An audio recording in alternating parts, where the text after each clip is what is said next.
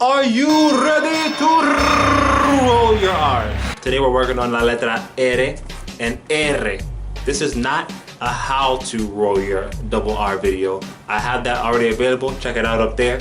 But this is a when to use R and when to use R video. Okay, so thanks for being here today, tuning in with Bilingüe Blogs. This is the sixth pronunciation lesson that we have going on here. So yeah, if you haven't checked out the previous videos, go check those out so you can make sure that you're pronouncing everything correctly in Spanish so you can sound just like the natives, if that is your goal.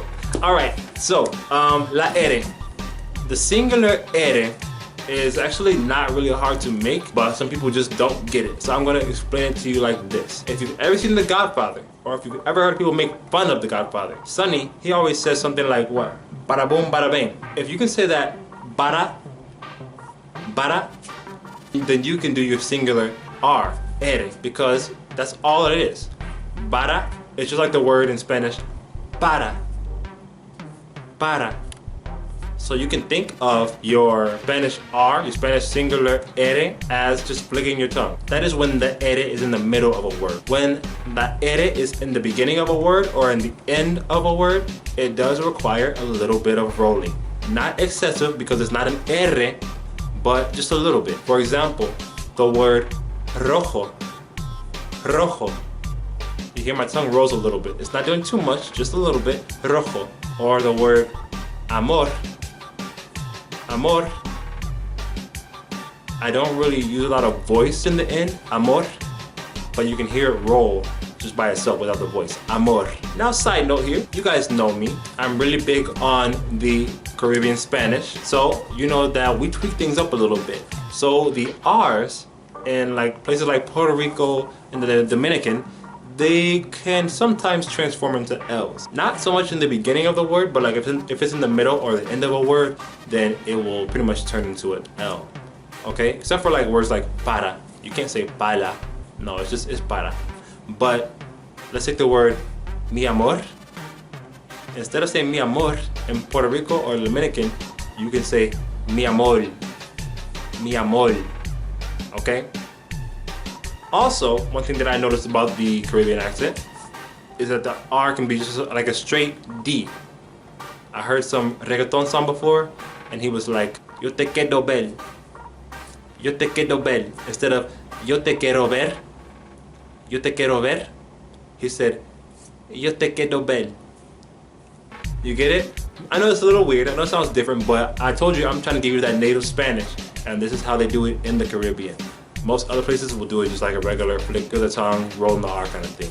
Yo te quiero ver. Okay?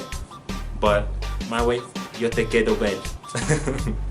So that's just a side tip there. So those are the uses of la R. Those are different ways to say it. Now let's move on to la R.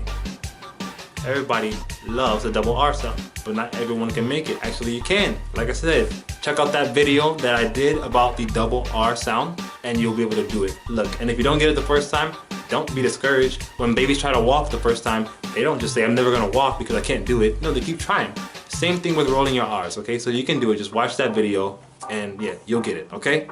Anywho, la R is, it's just always rolled. So you just have to make sure you put an extra emphasis on it so that people know that it's rolled. Because if you don't, you can end up with a whole different word. For example, the word pero. Pero is very close to the word perro. Pero, perro. One's a flick, one's a roll. Okay? That's the difference between R and R. So you want to make sure that you're doing that correctly. Pero versus perro. I will mention, like I said, I specialize in the Caribbean Spanish. So, in Puerto Rico, the double R can actually become like a sound. Like no rolling the R at all. It's just a yeah. For example, el carro in Puerto Rico would actually be el cajo. And actually, Puerto Rico turns into Puerto Rico to some Puerto Ricans. Just an interesting fact, if you're looking for that accent, that's how you can pronounce your double R's. So yeah, let's do a little bit of practice in here. How would you pronounce this word?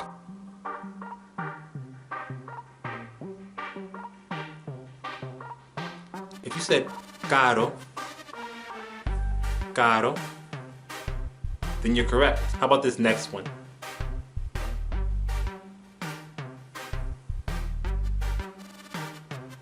If you said rulay, rulay, then you're correct. How about this one?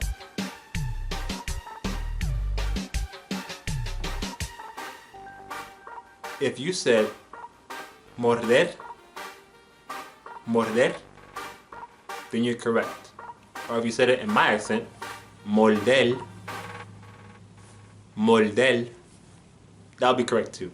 How about another word? I actually really like this word.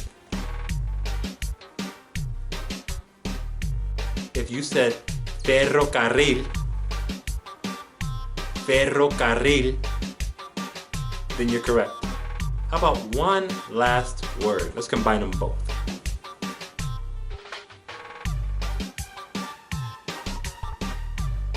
If you said arrastrar, arrastrar, or arrastral,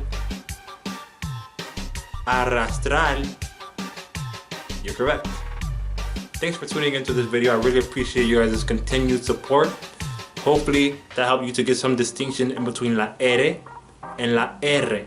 Remember all the different ways that you can say it if you're working on a different dialect. And yeah, just keep practicing. Keep practicing. Like I said, when a baby first learns to walk, they fall, but they keep going and then they perfect it. Same thing with that double R. Thank you. Have a great day. God bless. He decidido dejar mis caprichos, todo mi ego.